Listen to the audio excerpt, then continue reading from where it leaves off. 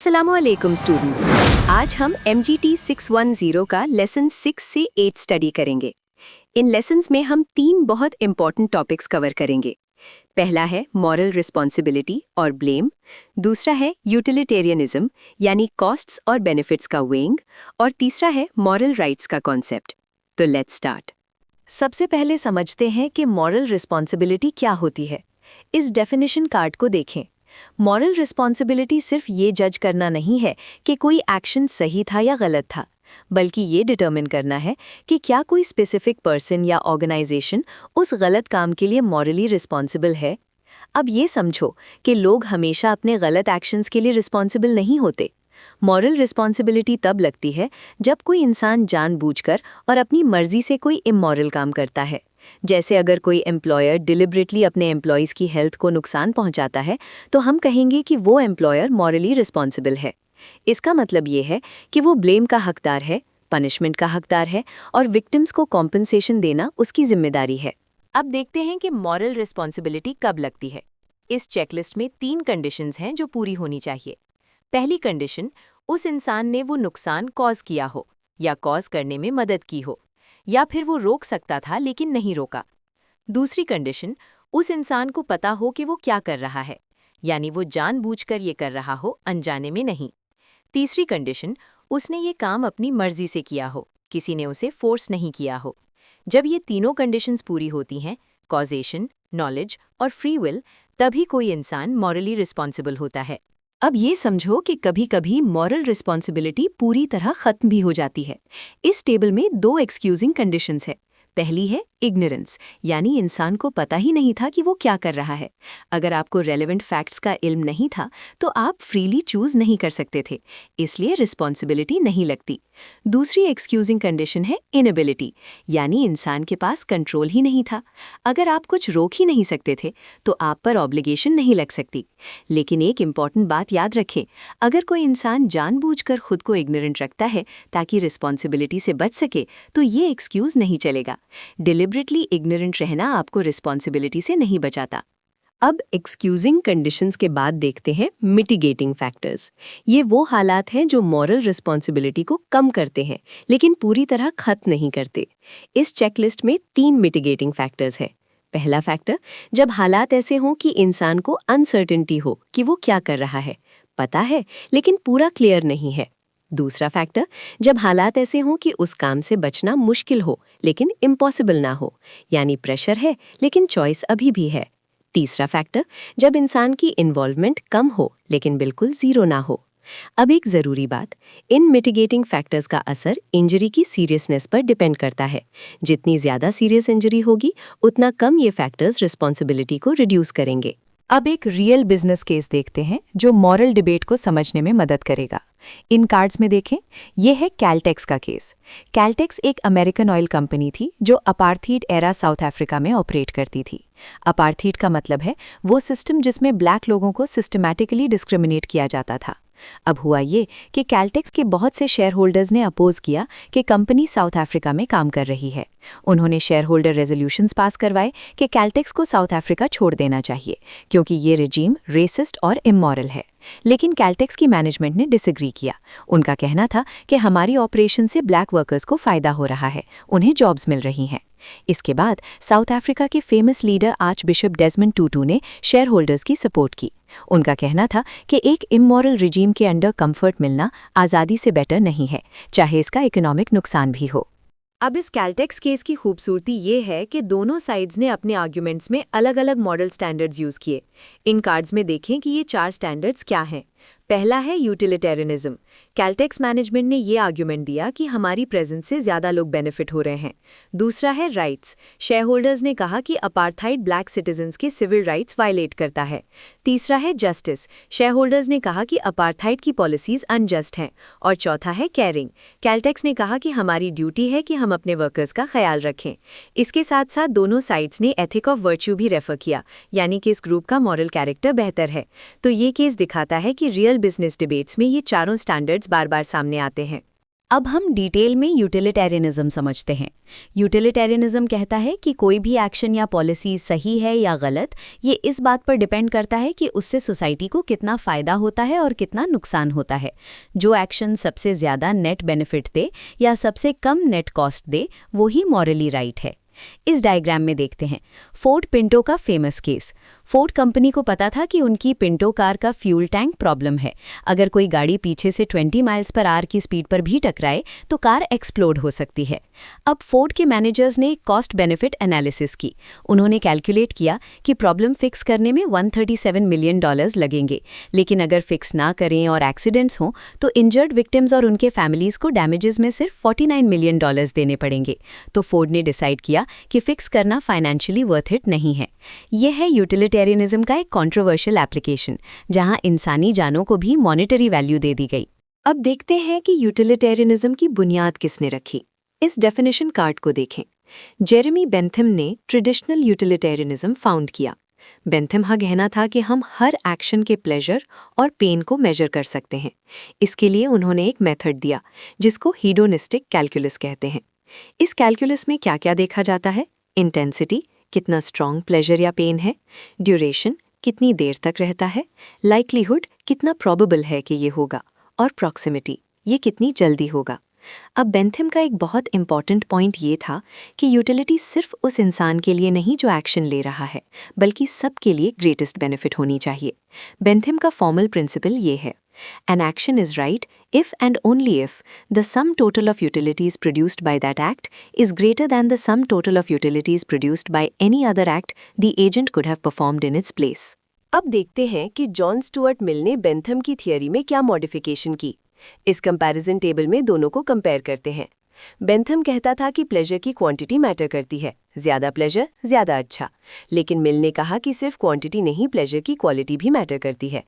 मिल का कहना था कि इंसान हायर प्लेजर्स एंजॉय करते हैं जो एनिमल्स नहीं कर सकते, जैसे इंटेलेक्चुअल प्लेजर्स, आर्ट की अप्रिसिएशन, नॉलेज का हसूल, ये सब हायर प्लेजर्स है। और बेस या लोअर प्लेजर्स जैसे फिजिकल कंफर्ट, ये एनिमल्स भी एंजॉय करते हैं। अब मिल की इस मॉडिफिकेशन की एक क्रिटिसिज्म ये है कि उन्होंने हमें कोई क्लियर गाइडेंस नहीं दी कि क्वालिटी और क्वांटिटी को कैसे कंपेयर करें। अगर एक चीज़ क्वालिटी में ज़्यादा है लेकिन क्वांटिटी में कम, तो क्या वो बेटर है? इस सवाल का जवाब मिल क्लियरली नहीं देते।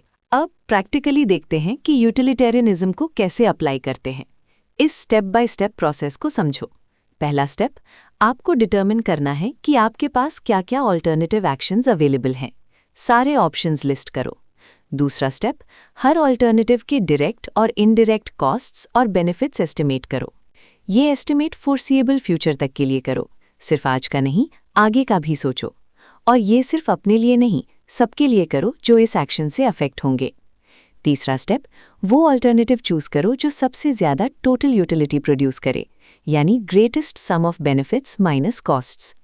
इस तरह यूटिलिटेरियनिज्म एक स्ट्रक्चर्ड डिसीजन मेकिंग प्रोसेस देता है। अब यूटिलिटेरियनिज्म का सबसे प्रैक्टिकल एप्लीकेशन है कॉस्ट बेनिफिट एनालिसिस। इस डायग्राम में समझते हैं। कॉस्ट बेनिफिट एनालिसिस में हम मॉनेटरी यूनिट्स यूज़ करते हैं, यानी पैसों में, ताकि हर ऑल्टरनेटिव के बेनिफिट्स और ड्रॉबैक्स को एक्सप्रेस कर सकें। इसकी बिगेस्ट एडवांटेज ये है कि बहुत सी चीज़ों की प्राइसेस मार्केट सेट करता है, तो हमें लोगों के प्लेजर्स डायरेक्टली मेजर नहीं करने पड़ते। लेकिन एक प्रॉब्लम है, हर चीज़ की मॉनेटरी वैल्यू इजीली डिटर्मिन नहीं होती, जैसे फैमिली के साथ वक्त गुजारना, पीस एंड क्वाइट या इंजरी से आज़ादी। इन चीज़ों की प्राइस कैसे लगाओगे?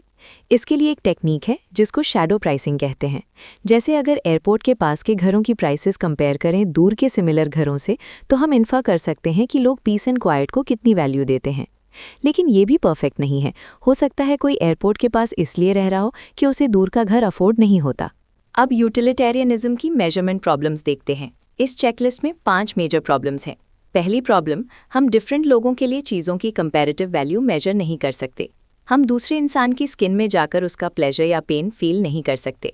दूसरी प्रॉब्लम, कुछ कॉस्ट्स और बेनिफिट्स मेजर करना इम्पॉसिबल है, जैसे एक इंसानी जान की वैल्यू क्या है, कैसे मेजर करोगे। तीसरी प्रॉब्लम, किसी एक्शन के पोटेंशियल आउटकम्स हमेशा रिलायबली प्रिडिक्ट नहीं हो सकते। अगर प्रिडिक्ट नहीं कर सकते तो मेजर भी नहीं कर सकते। चौथी प्रॉब्लम, ये क्लियरली डिफाइन करना मुश्किल है कि एग्जैक्टली क्या बेनिफिट है और क्या कॉस्ट है। डिफरेंट लोग इसे डिफरेंटली देखते हैं। और पांचवी प्रॉब्लम, यूटिलिटेरियनिज्म अज्यूम करता है कि सारी चीज़ों को एक दूसरे के इक्विवेलेंट्स में ट्रेड किया जा सकता है, लेकिन हर चीज़ की मॉनेटरी इक्विवेलेंट नहीं होती। कुछ चीज़ों की वैल्यू इसलिए है क्योंकि वो बॉट या सोल्ड नहीं हो सकती, जैसे फ्रेंडशिप, लव और लाइफ इटसेल्फ। अब यूटिलिटेरियंस इन क्रिटिसिज्म्स का क्या जवाब देते हैं, इस टेबल में देखते हैं।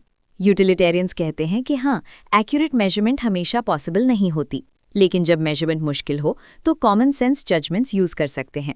पहला कॉमन सेंस क्राइटेरियन है intrinsic goods versus instrumental goods का फर्क। इंट्रिंसिक गुड्स वो हैं जो अपनी खातिर डिजायर्ड हैं, जैसे हेल्थ, जैसे लाइफ, ये हमेशा प्रायोरिटी में रहते हैं। इंस्ट्रूमेंटल गुड्स वो हैं जो किसी और चीज़ को अचीव करने का जरिया हैं, जैसे पैसा, जैसे टूल्स। अब दूसरा क्राइटेरियन है नीड्स वर्सेस वांट्स। वो गुड्स जो बेसिक नीड्स पूरी करती हैं वो ज़्यादा इंपॉर्टेंट हैं उन गुड्स से जो सिर्फ वांट्स पूरी करती हैं। लेकिन ये मेथड्स तभी यूज़ होने चाहिए जब क्वांटिटेटिव मेजरमेंट फेल हो जाए। अब एक इम्पॉर्टेंट डिस्टिंक्शन समझते हैं। इस कंपैरिजन टेबल में देखें, अब तक हम जो यूटिलिटेरियनिज्म पढ़ रहे थे वो एक्चुअली एक्ट यूटिलिटेरियनिज्म है। इसमें हम हर इंडिविजुअल एक्शन को देखते हैं कि क्या इससे मैक्सिमम यूटिलिटी मिलती है।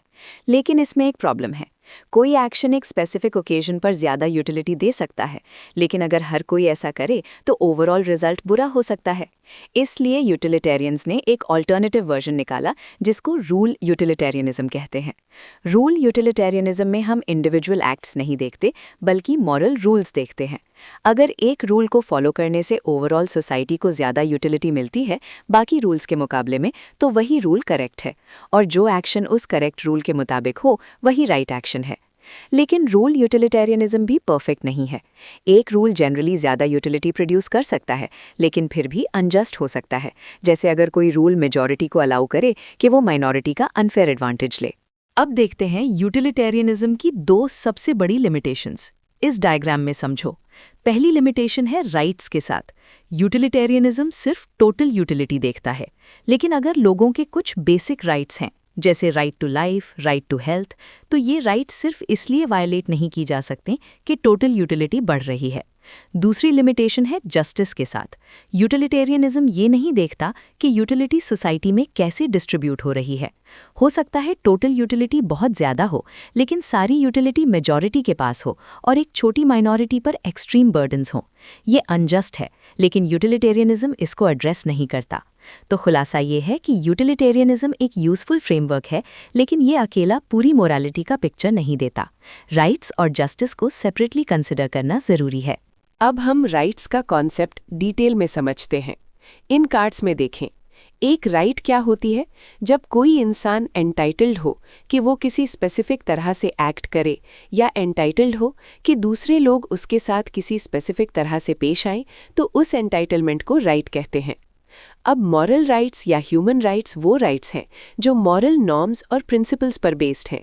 ये यूनिवर्सल हैं, यानी हर इंसान के पास है, चाहे वो किसी भी नेशनैलिटी का हो, सिर्फ इसलिए कि वो इंसान है।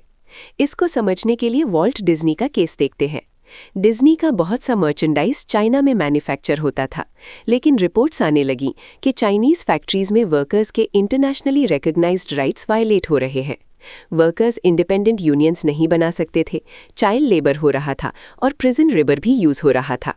तो सवाल ये था कि क्या डिज्नी की मॉरल रिस्पॉन्सिबिलिटी है कि वो इन वर्कर्स के राइट्स प्रोटेक्ट करे? अब राइट्स के अंदर एक इम्पॉर्टेंट डिस्टिंक्शन समझते हैं। इस कंपैरिजन टेबल में देखें, negative rights versus positive rights. Negative rights वो हैं जिसमें दूसरों की ड्यूटी ये है कि वो आपके काम में इंटरफेयर ना करें, जैसे प्राइवेसी का राइट।